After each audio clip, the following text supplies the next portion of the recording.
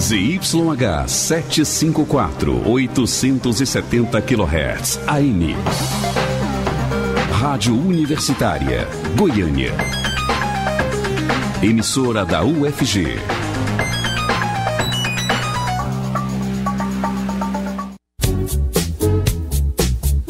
Começa agora o Jornal das 6. Independência e credibilidade desde 1980.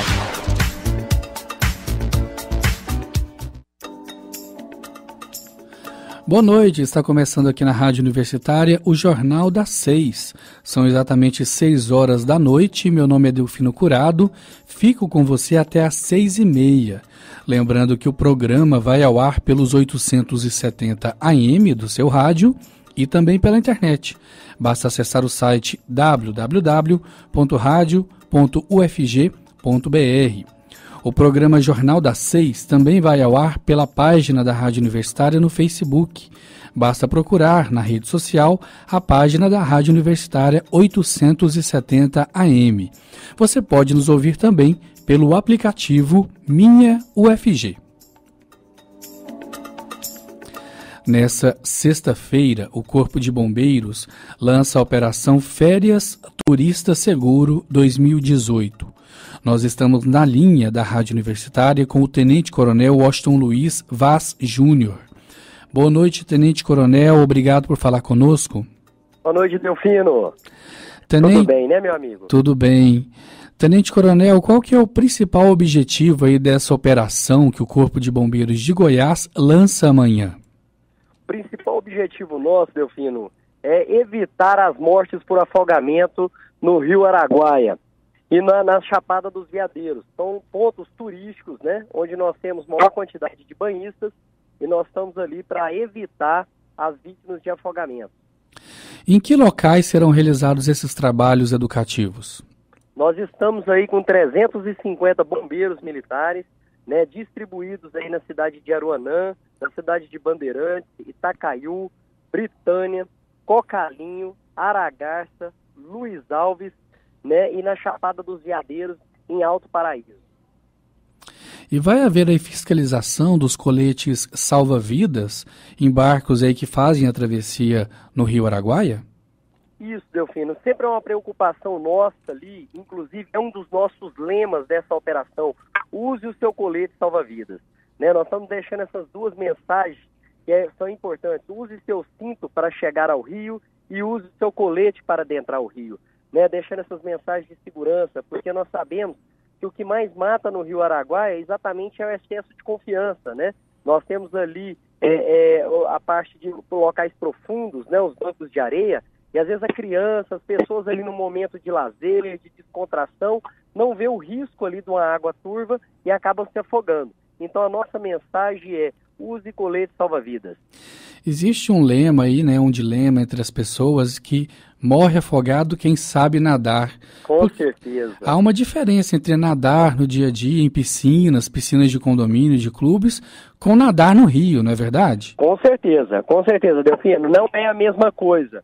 Né? Nós estamos falando ali do Rio Araguaia, um local onde uma água mais pesada, né, uma água mais densa em virtude do volume de areia, de matéria orgânica que está descendo, um local onde a água tem uma certa correnteza, e às vezes você está num momento ali que é uma água mais parada, vai nadando, você não vai percebendo que você está adentrando mais o rio e pega um pedaço ali com correnteza. Exatamente nesse momento você é arrastado para dentro do rio. E uma outra situação, em virtude da água turva, é o banco de areia. Você está ali num local que às vezes, né, raso, seguro, está te dando confiança, você está entrando, andando, e de uma vez ele desce. Realmente ele é um paredão. Então a pessoa sai dali de 50 centímetros, 1 metro de profundidade, para 5, 7 metros de profundidade. É onde acontecem os grandes índices aí de afogamentos. Qual que é a orientação, então, que o Corpo de Bombeiros dá aos turistas que vão para o Rio Araguaia e também a região da Chapada? A orientação que nós damos, principalmente na parte do Rio Araguaia, que é uma água mais turva, né? E lá na Chapada dos Veadeiros, são águas profundas, são poços profundos.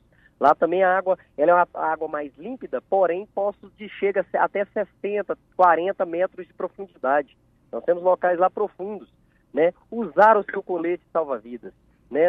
Essa é o nosso pedido a todos os banhistas nesses locais. Né? Nós estamos com um caso agora de afogamento em Porangatu, né? De crianças que adentraram o lago lá para brincar, e tá lá, nós estamos com a vítima de afogamento, inclusive sendo trazida pelo nosso helicóptero agora à noite. Mensagem quente aí para vocês. Em relação às embarcações, Tenente Coronel, aquelas embarcações sem o equipamento adequado, sem os equipamentos de segurança, elas podem ser multadas ou até mesmo apreendidas? Com certeza. Um grande parceiro, um grande braço nosso, né, é a Marinha do Brasil. A Marinha, ela todos os anos, ela monta ali no posto de Aruanã a sua base. Então essa parte de autuação, de multa, de apreensão de veículos, eles têm feito isso aí, tanto náuticos, né, causando ali transtorno, nós não podemos esquecer. Às vezes as pessoas pegam o seu jet ski e brincam ali de forma desordenada, sem regras, sem segurança, e às vezes causando acidente para elas, e às vezes, dependendo se a máquina projetar, ela projeta num banhista, causando outros acidentes. Né? Então nós temos que ter esse cuidado no Rio Araguaia, e nós contamos muito com o apoio da Marinha ali, porque ele é o órgão fiscalizatório e de apreensão. Né? Normalmente o Corpo de Bombeiro atua quando realmente não tem condição mesmo. Nós estamos ali com uma pessoa dirigindo alcoolizada, uma pessoa que está descumprindo todas as regras de segurança. Aí, se não houver a Marinha ali no Rio Araguaia, o Corpo de Bombeiro vai atuar ali como órgão de Estado, como órgão de segurança pública. Por fim, Tenente Coronel, nós queremos saber também sobre a questão o senhor já falou sobre o excesso de confiança, mas a mistura do álcool nesse tipo de ação. Esse é o problema, né? Com certeza, Delfina, é o que nós estamos falando. Nós estamos ali num rio onde as pessoas estão ali para lazer, as pessoas acabam ali pela água, pelo frio da água, pelo quente do dia, né, do sol, que é um sol muito bonito ali no Rio Araguaia. Então as pessoas acabam bebendo mais do que bebiam normalmente nas suas cidades, nas suas casas, né? E isso causa conosco um excesso de confiança da pessoa. Então nós temos visto que os grandes acidentes, os grandes casos de afogamento, infelizmente o álcool está ali sempre sendo um primeiro colocado como um dos causadores. Então essa é a orientação aí do Corpo de Bombeiros, o Tenente Coronel Washington Luiz Vaz Júnior. Muito obrigado por falar conosco aqui na Rádio Universitária. Estamos à disposição, meu amigo. O Corpo de Bombeiro agradece. Nós estamos querendo deixar aí uma operação séria, segura, né, que nós possamos brincar com alegria e com segurança. Sempre pode contar conosco. Nós estaremos nos principais postos com área de banhistas demarcado e guarda-vidas nosso observando o tempo todo as pessoas que estão ali dentro da área demarcada, segura pelo Corpo de Bombeiros. Ok, muito obrigado. Nós conversamos com o Tenente Coronel Washington Luiz, do Corpo de Bombeiros Militar do Estado de Goiás. Obrigado por falar com a Rádio Universitária. Obrigado nós, meu amigo. Um grande abraço a todos os ouvintes. Um abraço. Outro. Agora são 6h07 e a Lei Menino Bernardo, também conhecida como Lei da Palmada, completa 4 anos e ainda gera discussões sobre a educação de crianças e adolescentes. Esta semana o Ministério Público de Goiás realizou um seminário para debater o tema. O repórter estagiário Lucas Polinário esteve por lá e traz os detalhes.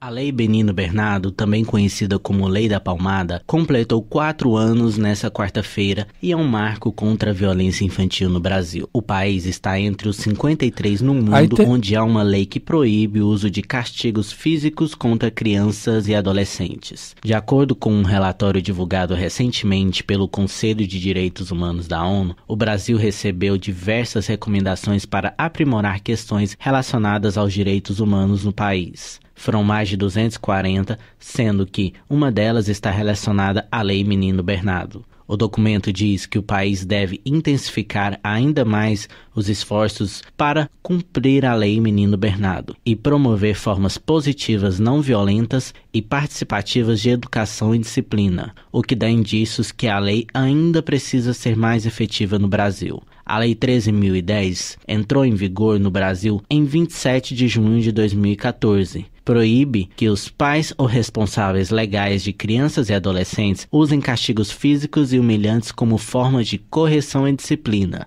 O nome dado à lei faz referência ao caso do menino Bernardo Boldrini, de 11 anos, que foi brutalmente assassinado em abril de 2014 na cidade de Três Passos, no Rio Grande do Sul. O caso chocante gerou um debate em relação à prevenção da violência contra a criança e o adolescente no âmbito familiar. Para a senadora Lúcia Vânia, do PSB de Goiás, por meio da Palmada, a população contribui para a cultura da violência no Brasil. A Lei da Palmada, ela veio para mostrar que nós temos que mudar essa cultura da violência. Ao invés de bater, de machucar, como muitas vezes acontece nas palmadas, a criança, você educa pelo exemplo. Quanto melhor o exemplo, quanto mais forte foi esse exemplo como referência da criança, mais nós estaremos construindo a cultura da paz. A violência gera violência. Se nós educamos uma criança com violência, apanhando e desrespeitando ela nos seus direitos, você acaba transformando essa criança num adulto agressivo e violento. De acordo com os dados do Disque 100 da Secretaria Especial de Direitos Humanos da Presidência da República, o número de denúncias contra a violência infantil no Brasil cresceu 10,34% em um ano no país, segundo o último levantamento divulgado em abril deste ano. O Disque 100 recebeu em média 230 chamadas por dia, ou uma em cada 6 minutos. Dentre as denúncias registradas no último ano, mais de 52 mil foram contra a violência física, o que engloba autoagressão, cárcere privado, homicídio, latrocínio, lesão corporal, maus-tratos, sequestros e tentativas de homicídio, representando 68,63% de todas as denúncias contra a violência infantil. 20 mil denúncias foram contra casos de lesão corporal, categoria que engloba a palmada, representando 42,43% de todas as denúncias de violência física contra crianças e adolescentes. A fim de promover maior conscientização, foi realizado um seminário de incentivo à educação sem violência, com exposição itinerante, roda de conversa e palestra na sede do Ministério Público de Goiás. O evento foi organizado pela rede Não Bata, Eduque, que trata do tema há 10 anos e ajudou na discussão para a aprovação da lei no país. A Secretaria Municipal de Saúde de Goiânia, uma das parceiras do evento promovido pelo Ministério Público, realiza um trabalho em equipe com o Serviço Social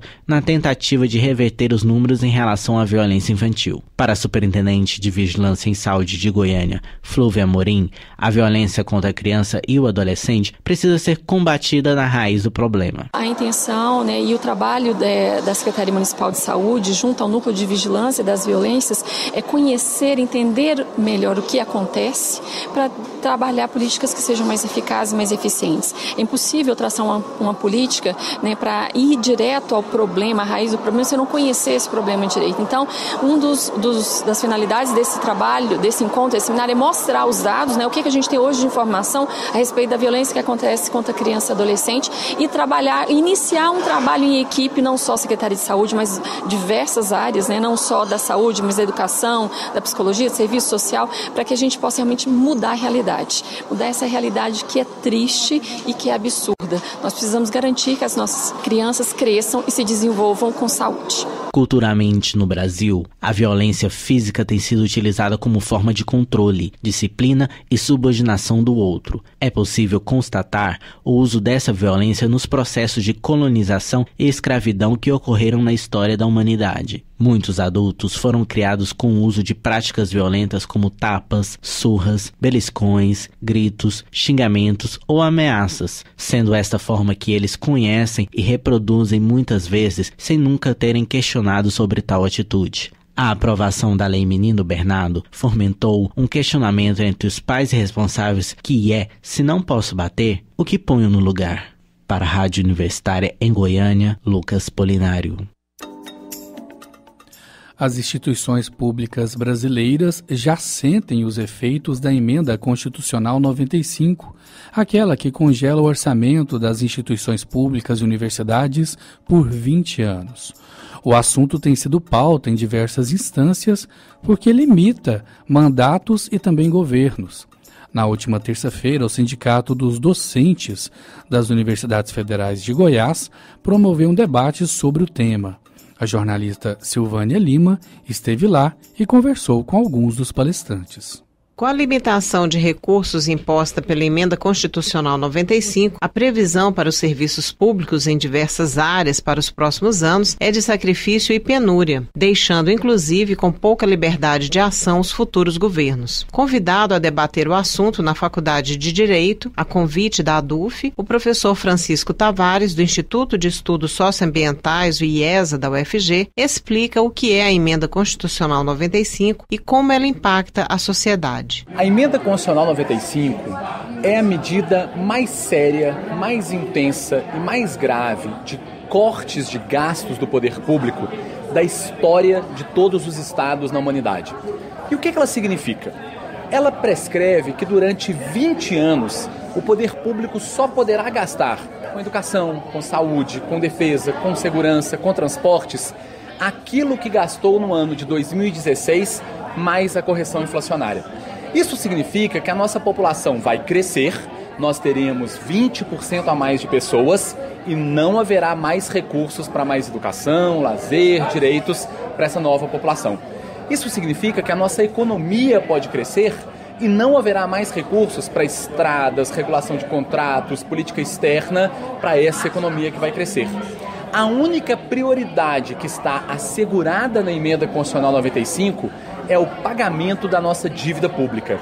Ou seja, independentemente das opiniões das pessoas, dos resultados eleitorais, a emenda prevê que só haverá uma prioridade em nosso país, qual seja entregar o dinheiro público para credores, em geral bancos, fundos de investimento, setores privados já muito ricos.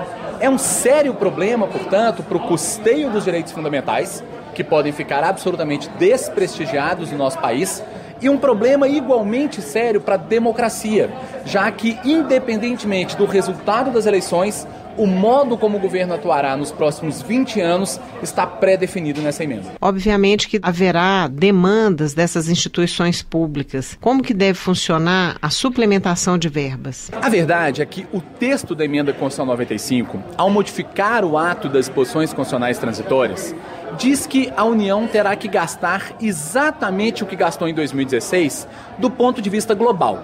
Em tese, portanto, ao longo dos anos, poderia-se tirar um pouco de gasto em algum lugar para aumentar na educação. O que a experiência nos indica, contudo, é que quem tem mais poder de lobby, quem tem mais poder de pressão? Por exemplo, o judiciário pode prender políticos que fazem orçamento. A Polícia Federal pode investigar políticos que fazem esse mesmo orçamento. O Ministério Público, idem. A defesa tem armas. Será que nessa disputa, quando chegar o momento de dar um aumento para os juízes, de dar um auxílio moradia para os promotores, será que eles não vão conseguir? Caso consiga, a cada aumento nesses setores, terá que ocorrer um decréscimo em outros. Provavelmente saúde, educação, lazer, previdência e todos aqueles que não têm no jogo político o mesmo poder de barganha. Por isso que, na verdade, a tendência com a Emenda Constitucional 95 é uma redução dos gastos sociais e não apenas, o que já seria muito ruim, uma manutenção daquilo que foi despendido em um ano, diga-se de passagem, de recessão, que foi 2016. 2018 é o primeiro ano da Emenda Constitucional, né? O primeiro ano que ela entra em vigor. E ela é prevista para mais de 19 anos. Especialistas como o senhor indicam dificuldade na governança, na administração pública. Qual é a saída, na sua opinião? O que acontece, na verdade, é que a emenda é promulgada em 2016 e no ano de 17, como no ano anterior houve uma inflação um pouco acima da média, nós ainda não sentimos os efeitos da Emenda Constitucional 95. Isso vai começar a aparecer a partir de 2019. Qualquer macroeconomista economista que se debruce calmamente sobre o assunto, sejam os ortodoxos liberais, sejam os heterodoxos mais de esquerda, há praticamente um consenso hoje em dia. Esta emenda tem que ser revogada. Não é possível manter não apenas o Estado brasileiro, mas a própria sociedade com esse regime fiscal estabelecido a partir do final de 2017. As eleições deste ano, você acha que isso vai ser ponto de pauta dos candidatos? Recentemente, um jornal ouviu as principais candidaturas quanto à maneira como se comportariam em relação à emenda 95. E foi curioso porque da centro-direita à extremo-direita, as candidaturas disseram a manteremos. Da centro-esquerda à extrema-esquerda disseram a revogaremos. Eu diria que o que está em questão nessas eleições, em última análise, é quem a manterá e quem não manterá. A gente consegue perceber, afinal de contas, qual é o compromisso de uma candidatura a partir desse único tema. Não simples, mas único tema. Outro convidado, o professor Gil Vicente, da Associação dos Docentes da Universidade Federal de São Carlos e integrante do Fórum de Educação do PROIFES, a Federação dos Sindicatos dos Professores de Instituições Federais de Ensino Superior e de Ensino Básico, Técnico e Tecnológico, chamou atenção para os prejuízos da Emenda 95 para a educação. Ela impede o cumprimento de uma lei, que é o Plano Nacional de Educação. Este plano, o governo vai fazer uma Conferência Nacional de Educação. Deve fazer uma conferência que vai tentar mudar o que diz o plano, porque a Constituição diz que deve haver um plano. O plano que foi aprovado é um plano que prevê um aumento de verbas, como é óbvio, né? Que tem que ter mesmo. O que esse governo pretende fazer é, muito provavelmente, na minha opinião, é uma redução das metas e da qualidade prevista no plano para fazer caber no projeto dele. E o projeto dele é que é antinacional, mas é um projeto subalternizante, que coloca os interesses estrangeiros acima dos interesses nacionais e, sobretudo, acima dos interesses da população que precisa de saúde, educação e tudo mais. Ocorre que, enquanto estiver em vigor a restrição orçamentária da Emenda 95, o país continuará crescendo e produzindo riquezas. Para onde irão os recursos que deixam de ser aplicados nos bens públicos? O professor Gil Vicente diz quem se beneficiará. À medida que o produto interno bruto, que é o conjunto de riquezas que o Brasil produz, vai aumentando, ele irá aumentando ao longo dos próximos 20 anos. Normalmente tem um estudo, que é um estudo do próprio Congresso, que diz que isso vai alcançar aí 2-3% em média na próxima década. Então você imagina uma pizza que está ficando cada vez maior, ou seja, o Brasil vai ter cada vez mais recursos, e uma fatiazinha dela, que ia para uma determinada área, você congela. O que acontece? Que vai acontecer que você vai transferir para a educação, para a saúde, para as outras áreas, uma partezinha cada vez menor em relação à pizza que vai crescendo. Significa isso que você não vai repassar para as áreas sociais o aumento da riqueza que se dará no Brasil durante 20 anos. Significa desvalorizar relativamente às outras áreas, aquelas áreas que são absolutamente fundamentais para a população, que precisa de educação, que precisa de saúde e tudo mais. Aonde que vai esse aumento do PIB restante? Para onde é que vai? Se você restringe esse recurso que vão para as áreas sociais, há de sobrar dinheiro e alguma coisa há de ser feita com ele. Pois bem, o que é feito na proposta do governo, na proposta da emenda constitucional, com esse restante que vai sendo ampliado, é basicamente o pagamento da dívida pública brasileira. Por que isso vai aumentar? Porque o projeto da emenda constitucional e o projeto político desse governo, ele privilegia o pagamento de juros da dívida pública. E vão para quem? Vão para os detentores do grande capital, nacionais e internacionais, que cobram, no nosso país aqui, os maiores juros reais do planeta. Quem sabe como são esses juros no mundo, sabe que no Japão, por exemplo, eles são até negativos. Nos Estados Unidos são da ordem de 0,5%, 1, pouco por cento. No Brasil são 5, 6, 7%. Ou seja, uma agiotagem absurda com a dívida. E a dívida não é pequena. A dívida é quase 80%, está em volta de 70%, está passando os 70% do PIB. E por isso é um valor enorme e você paga um rio de dinheiro. Muito obrigada, professor Gil Vicente. A situação foi minha. Muito obrigado. Silvânia Lima, para a Rádio Universitária. Recentemente, nós tivemos a greve dos caminhoneiros, que atingiu grande parte dos brasileiros e fez com que o preço da gasolina nos postos de combustíveis aumentasse muito. Só para ter uma ideia, o histórico da gasolina é o seguinte: em dezembro de 2017 ele ultrapassou os R$4 e de lá para cá só vem aumentando. A população até pensou que o valor cairia após a greve, mas estava enganada. E pelo que tudo indica, a tendência é continuar encarecendo. Com tanta instabilidade, o que nos resta é saber como economizar. Para discutir esse tema, convidamos o fundador do Menu do Carro, Rafael Maia. Boa noite, Rafael. Obrigado por falar conosco. Boa noite, Delfino. Tudo bem? Boa noite aos ouvintes. É um grande prazer estar falando com vocês hoje. O prazer é nosso. Quais as principais orientações aí para o motorista economizar combustível na hora de dirigir? Olha, a primeira coisa que eu recomendo ao motorista é que ele mantenha a manutenção periódica do seu carro, tá?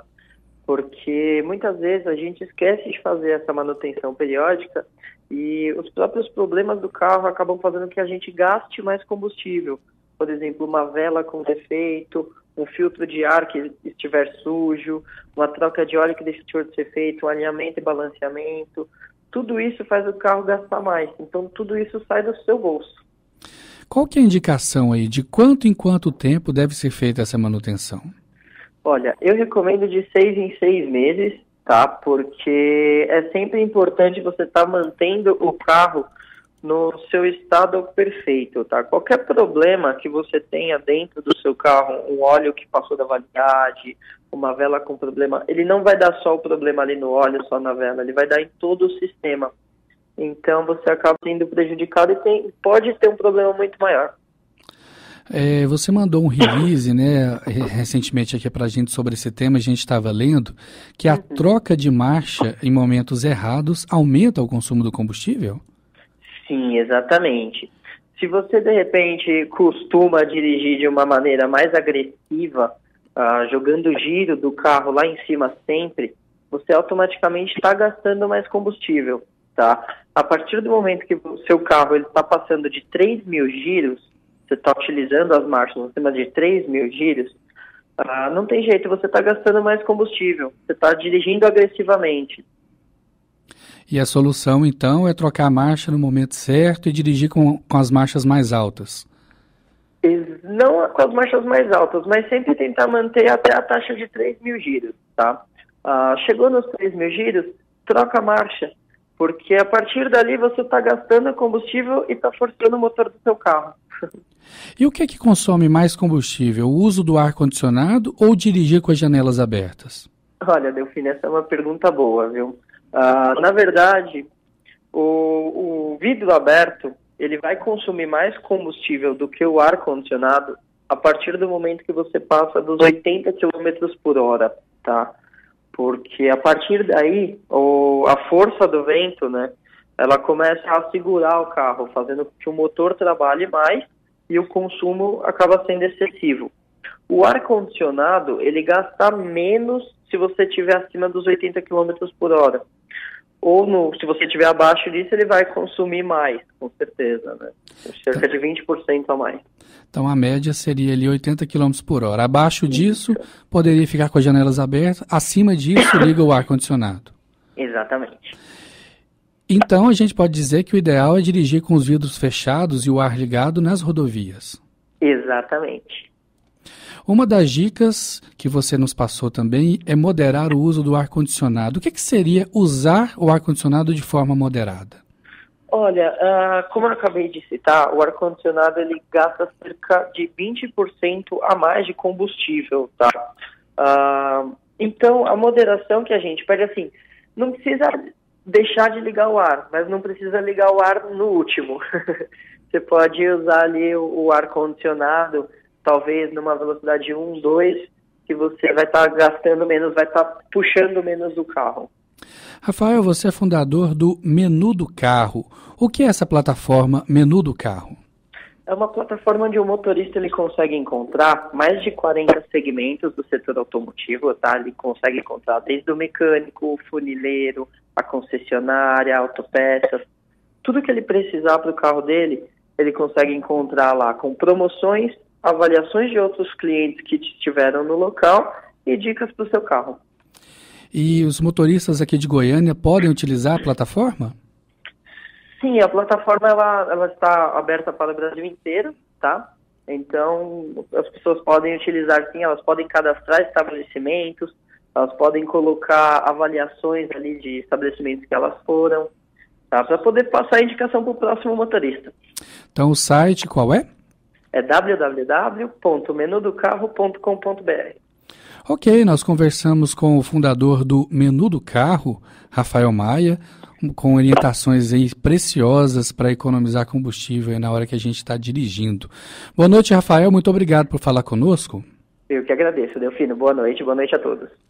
E com essa informação a gente encerra o Jornal das 6 de hoje, quinta-feira, 28 de junho de 2018. Agradecemos os trabalhos técnicos de Sandro Alves, Clóvis Henrique e Ana Cláudia Rezende. A todos uma boa noite, obrigado pela audiência, até amanhã e continue ouvindo a Rádio Universitária agora com Estação Rússia. O Jornal das 6 fica por aqui. Nós temos um encontro marcado de segunda a sexta, a partir das 6 horas da noite. Muito obrigada pela audiência.